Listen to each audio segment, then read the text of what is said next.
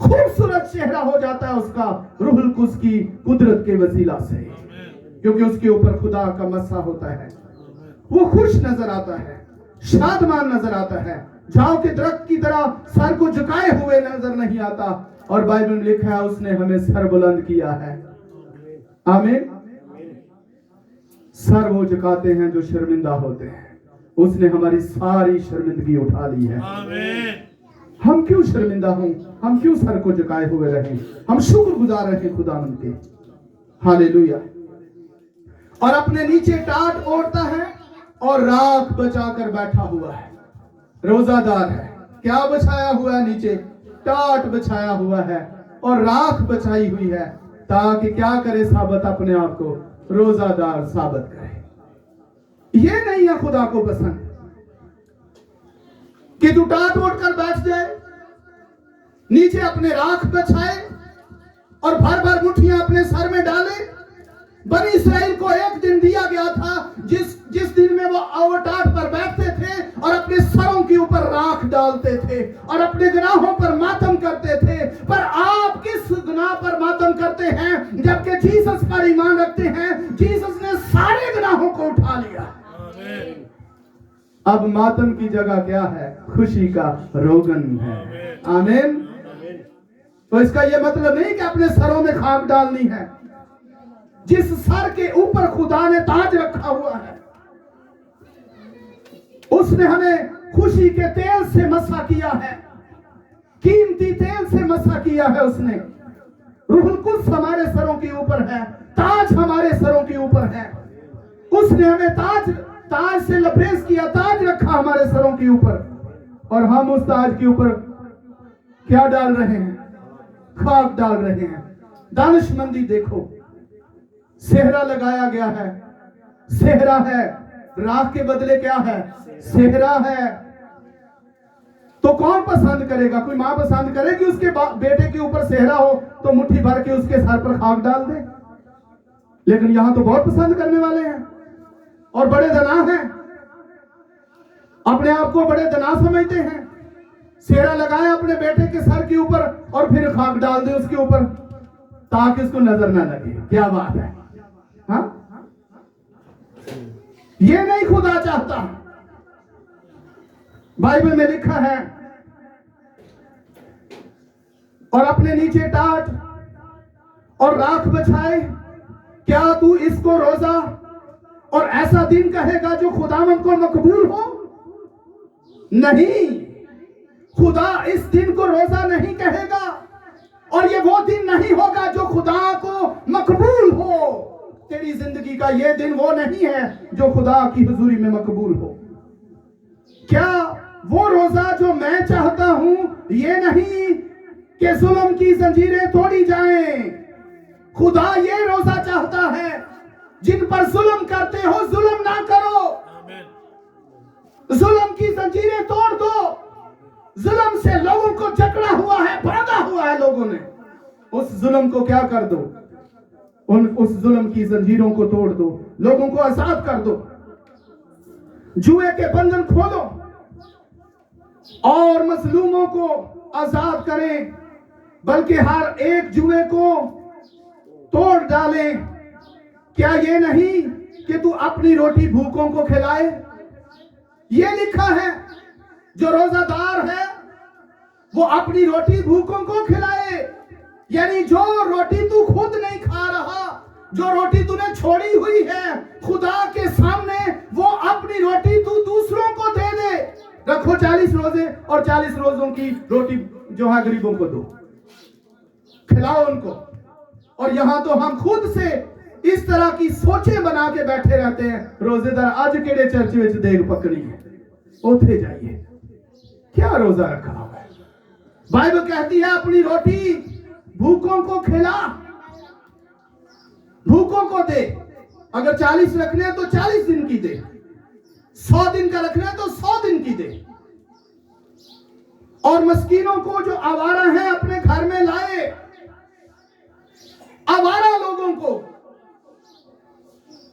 सबसे पहले बाइबल हमें यह तालीम देती है कि जब तुम नेकी करते हो, जब तुम भलाई के काम करते हो, जब तुम किसी की हेल्प करते हो, जब मदद करते हो, तो सबसे पहले ईमानदारों में जो गरीब हैं उनकी मदद करो। जो ईमानदारों में गरीब हैं सबसे पहले उनकी मदद करें, उनको खाना पहुंचाएं, उनकी मदद करें, और उसके बाद सेकेंडली सारी दुनिया की मदद करें जो गरीब है। किसी मजहब को ना देखें, क्योंकि सारी दुनिया हमारे खुदा ने तख्लीक की है। सारी दुनिया का मालिक हमारा खुदावंद है और उसने सारी दुनिया से मोहब्बत रखी है और सारी दुनिया के लिए अपने बेटे को कुर्बान कर दिया है। तो पहले नंबर पर वो जो खुदावंद में है पर रोटी की कमी है तो उनको खाना खिलाया जाए, आवारा लोगों को अपने घर में लाया जाए। और दूसरे नंबर पर वो जो गैर मजहब में लोग हैं, मत पूछो वो कोई भी है, किसी भी मजहब से है, अगर उसके पांव में जूता नहीं है, अगर उसके तन पर कपड़े नहीं हैं, अगर वो भूखा है, अगर वो हेल्पलेस है, तो जरूर उसकी हेल्प की जाए। ये रोजा है। क्या यही कर रहे हैं? नहीं, ये नहीं हो रहा तो फिर रोजा भी नहीं है, रोजा भी नहीं है। इसलिए जीसस ने कहा, मैं भूखा था, तुमने मुझे खाना ना खिलाया, मैं प्यासा था, तुमने मुझे पानी ना पिलाया, मैं नंगा था, तुमने मुझे कपड़ा ना पहनाया, मैं बीमार था, तुमने मेरी तीमारदारी ना की, मेरे पास ना आए, मेरा हाल ना पूछा। अगर रोजा रखते हो तो इन चीजों को मद्देनजर रखें कि हमें करना क्या है रोजा रख के। ये रोजा वो रोजा है जो खुदावंद को पसंद है, और ऐसा रोजा रख के ऐसे काम करने वालों की आवाज आलमे बाला पर सुनाई देती है। इसलिए लिखा है क्या, ये नहीं कि तू अपनी रोटी भूखों को खिलाए और मस्कीनों को जो आवारा है अपने घर में लाए, जब किसी को नंगा देखे तो उसे कपड़ा पहनाए, और तू अपने हम जिन्स से रूपोशी ना करे, तब तेरी रोशनी सुबह की मानंद फूट निकलेगी और तेरी सेहत की तरक्की जल्द जाहिर होगी। ये ब्लेसिंग है इस रोजे के पीछे। तू नूर की मानंद चमकेगा, तेरी रोशनी तारीकी में चमकेगी जैसे नूर तारीकी में चमकता है, और तेरी वसीला से बथेरे रोशन हो जाएंगे, और बथेरे तेरे वसीला से खुदा की नजदीकी में आएंगे, और तेरी सेहत क्या हो जाएगी, बहाल हो जाएगी। तीरगी और तेरी सदाकत तेरी हरावल होगी, और खुदावंद का जलाल तेरा चंडावल होगा। जब तू इस तरह का रोजा रखेगा तो रास्तबाजी तुझे आगे पीछे से घेर कर रखेगी, खुदा का जलाल तुझे आगे पीछे से घेर कर रखेगा। ये वो रोजा है जो खुदावंद को पसंद है, जो खुदा चाहता है। हम तो रोजा रख के ये चाह रहे होते हैं रोजों में कोई हमारी हेल्प कर दे, कोई मदद कर दे। रोजा रखने वाले को इल्म होना चाहिए, पता होना चाहिए कि मुझे हेल्प लेनी नहीं है, हेल्प देनी है, और यहां हर कोई हेल्प चाहता है। ये है वो रोजा जो खुदावंद को पसंद है, और इसके पीछे ये ब्लेसिंग्स है। और खुदावंद का जलाल तेरा चंडावल होगा, तब तू पकारेगा और खुदावंद जवाब देगा। हालेलुया। फिर तू पकारेगा तो वो जवाब देगा, तू चलाएगा वो फरमाएगा मैं यहां हूं। तू किसे पुकार रहा है, तू किसे चला रहा है, तू किससे बातें कर रहा है? मैं तेरे साथ हूं, मैं तेरे पास हूं। तू क्यों चला रहा है, किसको आवाजें दे रहा है? मैं तेरे साथ हूं, मैं यहां हूं, जहां तू है मैं यहां हूं।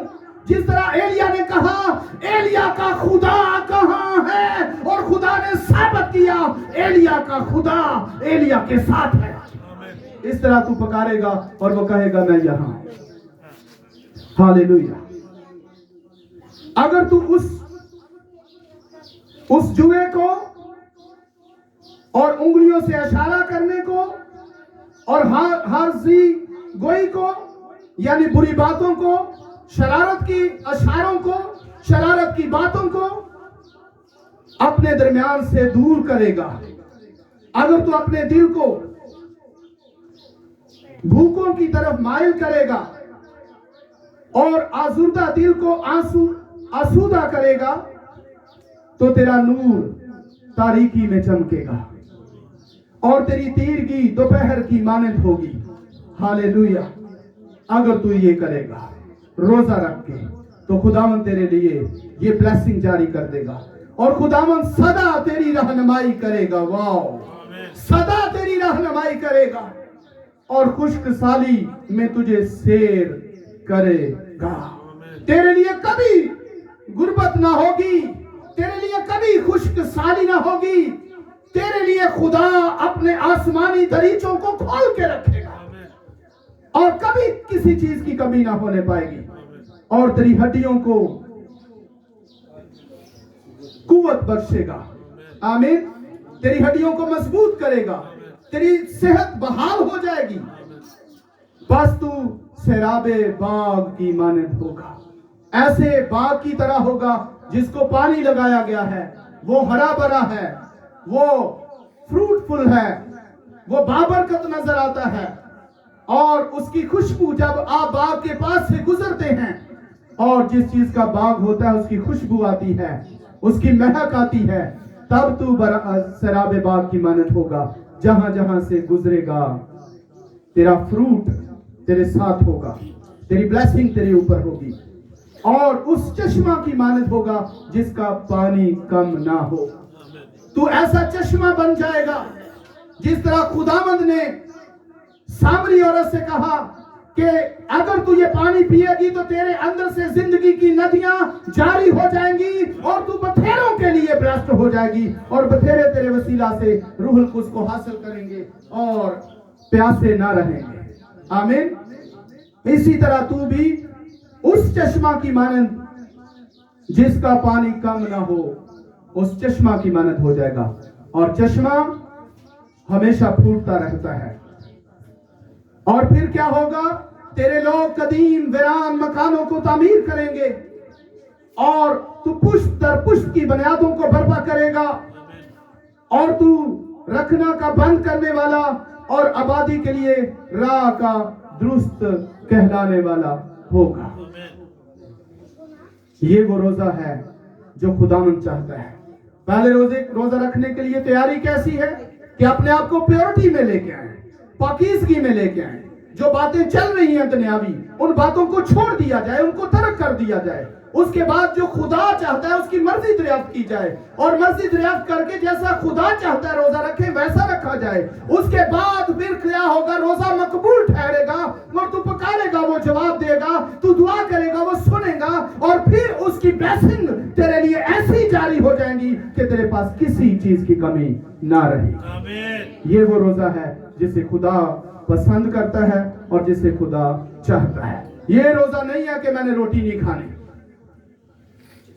तो दुनिया की सारी चीजें हजम करते जाना है। ये रोजा नहीं है। रोजा ये है कि हम दूसरों का ख्याल रखें। जब हम भूखे होते हैं फिर हमें एहसास होता है भूख का, हम भूखों के लिए सोचते हैं। जब हम नंगे होते हैं फिर होता है हमें नंगेपन का एहसास, हम नंगे लोगों के लिए सोचते हैं। जब हम बीमार होते हैं फिर होता है हमें एहसास, हम बीमार लोगों के लिए दुआ करते हैं। इस तरह खुदा ऐसी पोजीशंस में हमें जाने देता है ताकि हम दूसरे लोगों के लिए जाग सकें। इसलिए खुदा बीमार भी होने देता है, खुदा हमें कमजोर भी होने देता है, खुदा हमें गुर्बत के जायके भी देता है ताकि हम सीख सकें कि हम गुर्बत को समझ सकें और उन गरीबों के लिए हम अपने हाथ को बढ़ा सकें। लेकिन जो शख्स एक ही स्टेटस पर, एक ही म्यार पर जिंदगी बसर कर रहा है और अप्स डाउन उसकी जिंदगी में नहीं आता, वो किसी के बारे में सीख भी नहीं सकता, किसी की फीलिंग को भी नहीं जान सकता और किसी की मदद के लिए भी तैयार नहीं हो सकता। एक्चुअली उस पर खुदा की रहमत नहीं होती। अगर रहमत हो तो खुदा उसे एहसास दिलाता है और फिर वो खड़ा होता है और दूसरों के लिए हेल्प और मदद करने के लिए तैयार हो जाता है। आमीन। जब हम इस पोजीशन में आते हैं खुदा हमें फिर से खड़ा करते हैं और खुदा फिर हमें कुव्वत देता है कि हम दूसरों का ख्याल रखें। इसलिए जीसस कहता है, मैं नंगा था तुमने मुझे कपड़ा नहीं पहनाया। और हम तो जनाब अभी ईद आने वाली है तो तैयारियों में है, 2-3 सूट बनवा के रखेंगे, ईद देखनी है। तो जो नंगे हैं वो नंगे रह जाएंगे। रोजा रखा हुआ है, खाना भूखों को खिलाना है, दूसरों को खिलाना है। त्यानू नहीं पता रोजा रखा, पकौड़े बनाओ, समोसे बनाओ, चाट बनाओ, बिरयानी बनाओ, फ्रूट लेके आओ, एक ये मैं रोजा रखे है। खुदा कहता किसी को खिलाओ, तू कहता मैं रोजा रखा है, तो ये सारी चीजें मेरे लिए है, मेरे लिए है। अरे ये रोजा नहीं है। कोई ख्याल करें, सोचें क्या रोजा है, किस तरह का रखना है। खुदावंद आपके साथ हो। God bless you. खुदावंद आपको बरकत दे। Hallelujah, hallelujah.